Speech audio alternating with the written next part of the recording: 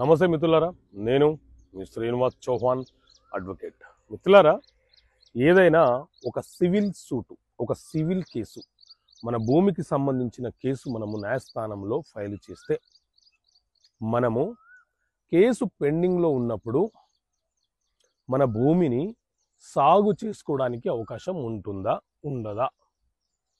మిత్రులారా, civil case అనంటే ఏదైనా భూమికి సంబంధించిన కేసు, కాంట్రాక్ట్ అగ్రిమెంట్కి సంబంధించిన కేసు, లేకపోతే ద్రవ్యపరమైన డబ్బుకు సంబంధించిన అంశాలకు సంబంధించిన డిస్ప్యూట్ల మీద మనం వేసే కేసులను సివిల్ కేసు అని పిలుస్తుంటాము. మన భూమి మీదకి పలానా వ్యక్తి వచ్చి మనల్ని ఇబ్బంది పెడుతున్నాడు అని మనము కేసు ఫైల్ చేసిన సందర్భంలో, లేకపోతే ఆ భూమికి మనమే హక్కుదారులం అని చెప్పి టైటిల్ డిక్లరేషన్ అనే కేసు వేసిన సందర్భంలో, ఇతర ఏదైనా ఒక డిస్ప్యూట్ ఇష్యూ వచ్చినప్పుడు మనం కేసు ఫైల్ చేస్తే మనల్ని ప్లెంటిఫ్ అని పిలుస్తూ ఉంటాం.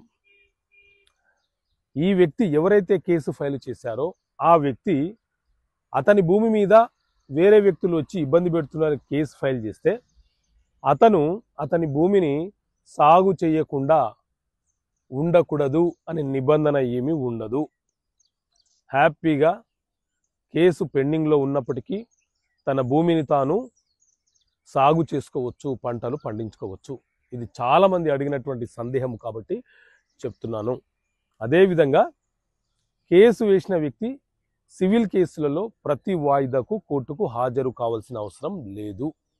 ఎవరి మీద అయితే కేసు ఫైల్ చేశామో ఆ వ్యక్తి కూడా ప్రతి వాయిదాకు కోర్టుకు హాజరు కావాల్సిన అవసరం ఉండదు.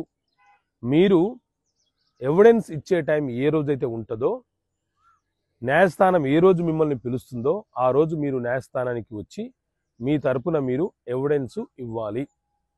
అంతే తప్ప మిగతా సందర్భాలలో మీ తరపున అడ్వకేటే హాజరవుతారు, మీరు రావాల్సిన అవసరం ఉండదు.